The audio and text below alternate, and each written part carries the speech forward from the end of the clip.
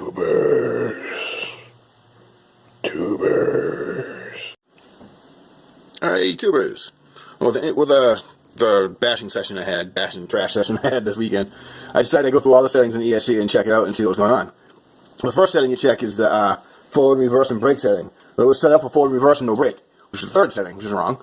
So I changed it, which is why I was having so much trouble with the thing going forward and backwards. So I changed it to forward, backwards, and brake.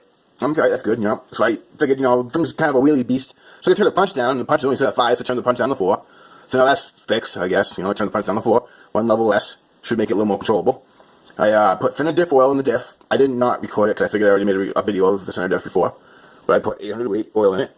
It's thinner oil. I probably should have got thinner oil than that, but in the future I will. But for now, I'll try out the 800 weight diff oil. And I noticed the oil was kind of leaking out of the ends, the diff cups where the O-rings are. I was watching another video of someone else doing it, No Problems Computer Hobby, and he put thick grease on both ends where those O-rings are. I don't have any thick grease to put on them, but the diff oil I had in there was really thick, and when I opened it up, it all leaked out inside the car. So I'm hoping it's going to stay in there this time, but I figure I'll give it a few runs and then take the center diff out again and check it. If I'm still losing diff oil, I might get some O-ring kit, because there's a little groove on the drive cup where I can fit extra O-rings inside there, I'm thinking, if I get the right ones. So if I have to, I'll put extra O-rings inside the diff cups, inside the center diff. But that's all taken care of. I got diff oil in there. I was watching the video on the center diff. Some people are taking the gasket right out of there, and it's closing up the gears so there's no play inside there. I don't know how they're sealing it without a gasket. Maybe they're using a little silicone. I have no idea.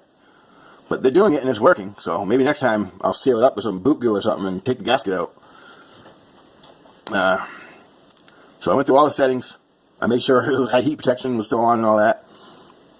I checked every setting in the thing. It's just weird that they had no brakes set up on this thing. What else was weird that they had on there? Oh, okay, I remember. They had 20% drag brakes set up on this thing. That's why when I let go of throttle, it kept wanting to stop and do endos.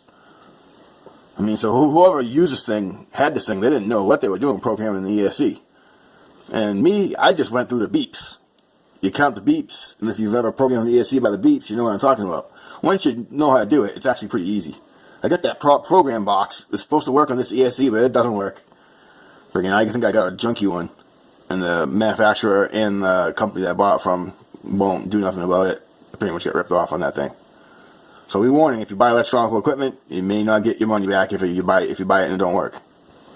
Because mine does not work, and it's supposed to work on this speed controller. As you can see, it's a 150 amp quick run, not easy run. I keep calling it easy run, quick run. It's a Hobbywing speed controller. That Hobbywing box should work on it, and it does not link with it. And it's really simple. It says to plug it in. Where's that plug? Over here. It even says on it. Actually, the glue came undone. I'll pull it off and show you. It says program right there. So you know where to plug it in. It's pretty, like, dumb-proof, right? But it don't work. You can see I got the fan plugged in there. So the fan plugs in. My glue came off on my tape. I just super glue it back down. I was just using these batteries, just stuck them in there for a setting that we're programming the ESC. Of course, you should all keep your lipos at storage, which is half charge. My charger has a storage setting on it. That's what you want to do. Never store batteries fully charged, and never store them dead. That's LiPo batteries. Never store LiPos fully charged or dead. Always store them half charged. Storage mode. This is what it shows after you're done. That's storage mode for a 3S battery, 11.41 volts. And a 2S battery is 7.4 volts, I think. I think that's what it was, or 7.5, something like that. But it's half charge is what it is. And I'll show you. Setting these up for storage. These 2S batteries that we use in the shredder. Setting up for storage because it's supposed to be crappy tomorrow. I don't know if I'm going to get a chance to run them tomorrow or not. I'm going to have to wire the brakes and it looks nice, I will, but I'm assuming I won't. I don't want nothing to happen to my batteries. You gotta store them in storage mode, so in half charge, so they last. So I'm putting these in the storage. These are dead because we use them.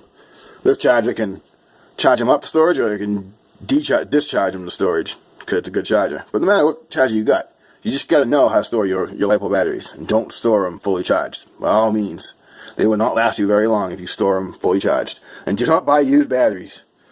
That's my advice. It's my opinion. Don't ever buy used batteries. And there she is, the shredder.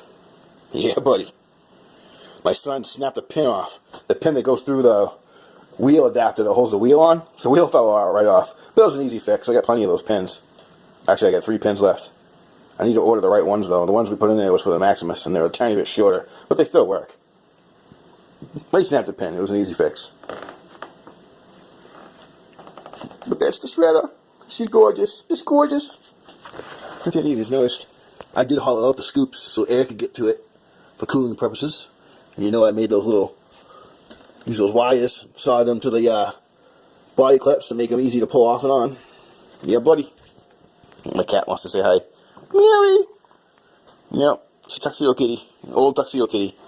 She's following me around. She hasn't had treats in a couple of days because she ate all her treats, so she's bugging me. I should have got her treats today. I just want to fill you in on what was wrong with the car and why it was acting up. I mean, I haven't tested it now to see if it's going to still want to throttle back and forth, but now that it has brake and then forward and reverse, it should be less touchy. And part of it is also I'm still learning how to use that controller. The thing's digital and it's got a million settings on it. And it doesn't come with paper instructions. I had to download them. So it's kind of a pain in the ass to read the instructions. Wish I'd just give them printed on paper so I could just read them over and over again until I understand it. But it's on my phone. It's kind of annoying. And there's a lot of settings on there to understand. Then some things are like abbreviated. And you're like, what's this abbreviation mean? So I'm still working on understanding that controller. I have very little patience with stuff, so I get a little bit and then I had enough. Then I learn a little more of what's going on with it, and then I had enough again. That's how it works. But with that update, y'all stay confident but humble. I'll talk to you soon. Peace.